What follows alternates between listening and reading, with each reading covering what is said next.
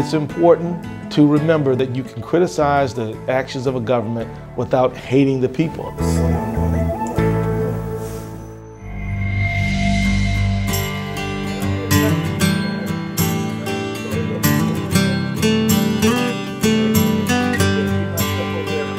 अवाम के इस दौर में मुसलमान नौजवानों को जो बुनियाद परस्तों के फ़लसफ़े को नहीं मानते, मौसर और मुस्तनद रहनुमाई के लिए किसकी तरफ रुजू करना चाहिए?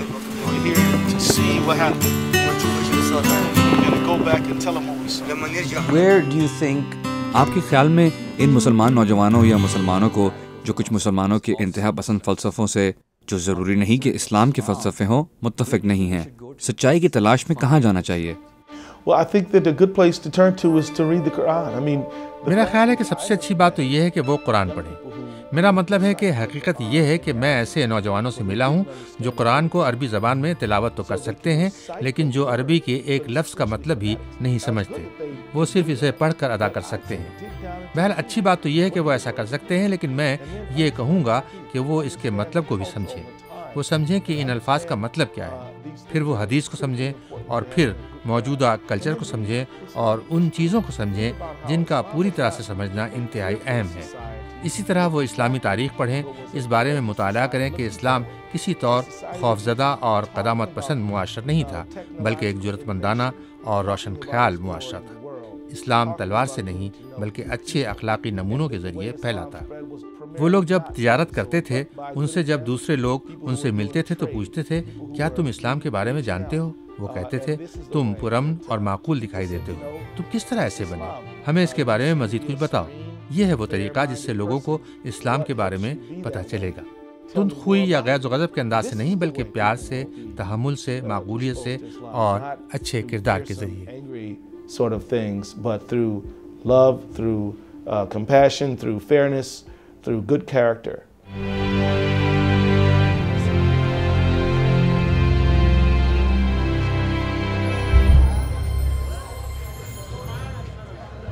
अब जबकि गाज़ा का मसला पूरी दुनिया में एक नुमायां अहमियत हासिल कर रहा है, कांग्रेसमैन कीथ एलिसन के ख्याल में इसके नतीजे में अमरीका के साथ इजराइलियों और फ़लस्तीनियों के लिए जो अहम नताइज सामने आ सकते हैं, उन पर तवज्जो देने की ज़रूरत है। अगर आप फ़लस्तीनियों के लिए एक आज़ाद मुमलिकत की हिमायत करेंगे, तो क्या अमरीका में लोग आपको यहूद मुखालिफ समझते हुए आप पर तनकीद करेंगे? Well, some people might, but I've been vocal in my calling for meeting the humanitarian needs of the Palestinian people, despite what anybody might say. मुमकिन है कि कुछ लोग ऐसा करें, लेकिन मैं फ़लस्तीनियों के लिए इंसानी हमदर्दी की ज़रूरियात पूरी करने के सिलसिले में खुल्लम खुल्ला अपील करता रहा हूँ, इस चीज़ की परवाह किए बगैर कि कोई क्या कहेगा।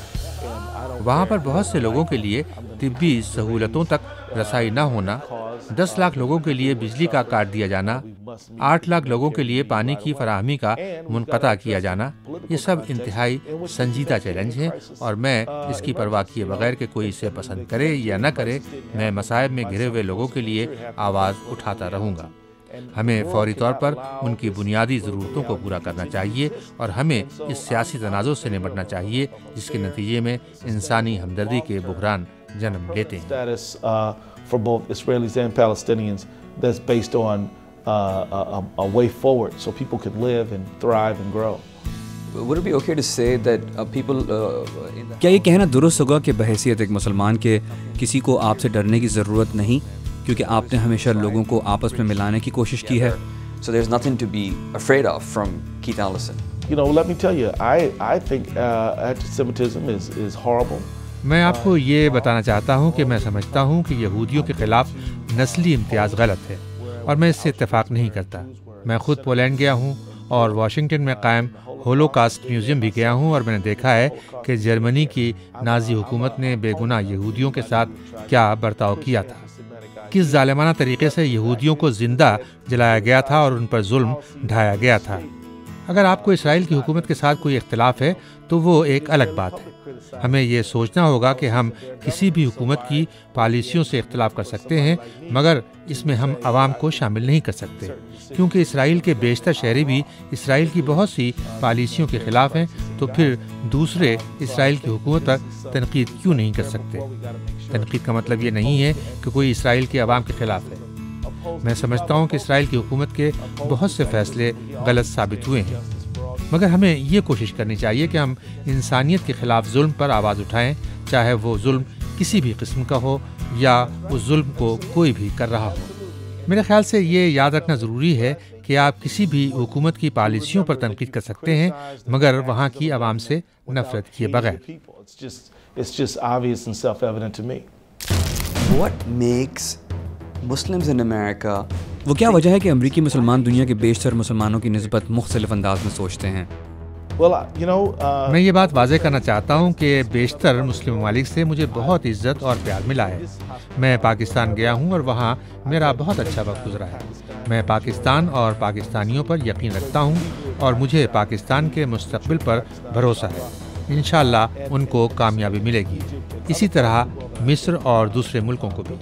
مگر میں یہ کہنا چاہتا ہوں کہ امریکہ جیسے ملک میں جہاں ہر قسم کے مذہب اور عقیدے کے لوگ بستے ہیں، ہمیں یہاں بین المذاہب کو سامنے رکھتے ہوئے زندگی گزارنی پڑتی ہے، کیونکہ ہمارے بہت سے بھائی اور بہنیں اور ہمسائے اور ساتھ کام کرنے والے مسلمان نہیں ہیں۔ ہمیں ان کے ساتھ پرامن زندگی گزارنی ہے۔ اور یہاں یہ بات بھی کہنا ضروری ہے کہ امریکہ میں شہری حقوق کی ثقافت بہت پرانی ہے۔ ایک وقت ایسا تھا کہ یہاں افریقی امریکیوں کو برابر کا شریک نہیں سمجھا جاتا تھا اور تقریباً 250 سال تک انہیں غلام بنا کر رکھا گیا۔ میلکم ایکس اور کنگ مارٹن لوتھر جیسے لیڈروں نے امریکی عوام کو یہ یاد دلایا کہ امریکہ کا آئین یہ نہیں کہتا کہ تفریق کرو۔ سفید فام لوگوں نے افریقیوں کو برابر کے حقوق نہیں دیے تھے، مگر کسی اور نے آ کر ہمیں درست نہیں کیا۔ ہم نے خود اپنے آپ کو ٹھیک کیا۔ ہم نے شہری حقوق کی ایک طویل جدوجہد کی۔ امریکہ کا آئین یہ کہتا ہے کہ ہر انسان برابر ہے، چاہے اس کی رنگ یا نسل جو بھی ہو۔ انہوں نے یہ نہیں کہا کہ امریکہ برا ہے، انہوں نے یہ کہا کہ امریکہ کے بانیوں کے لفظوں اور آئین کی توہین کی جا رہی ہے اور لوگوں کو رنگ اور نسل کی بنیاد پر تقسیم کیا جا رہا ہے۔ انہوں نے ان لوگوں کے خلاف آواز اٹھائی جو امریکی عوام کو تقسیم کر رہے تھے، اور انہوں نے امریکی عوام کو یاد دلایا کہ ہم اپنے آباء و اجداد کی باتوں کو نظر انداز نہیں کر سکتے۔ ہمارا آئین یہ کہتا ہے کہ ہر انسان برابر ہے اور خدا نے ہر انسان کو کچھ بنیادی حقوق دیے ہیں، جیسے زندگی، آزادی، کامیابی یا خوشی کی تلاش، جو ہر انسان حاصل کر سکتا ہے بشرطے کہ وہ کوشش کرے، اور اگر کوئی شخص کسی بھی امریکی کو ایسا کرنے سے روکے گا تو وہ آئین کی خلاف ورزی کر رہا ہوگا۔ اور پھر یہی ہوا کہ آخر کار ہر انسان کو برابر کے حقوق مل گئے، اور ہم یہ دیکھتے ہیں کہ یہ چیز مغرب کی کوئی ایجاد نہیں ہے، یہ تو ہمیں اسلام نے 1400 سال پہلے سکھایا تھا۔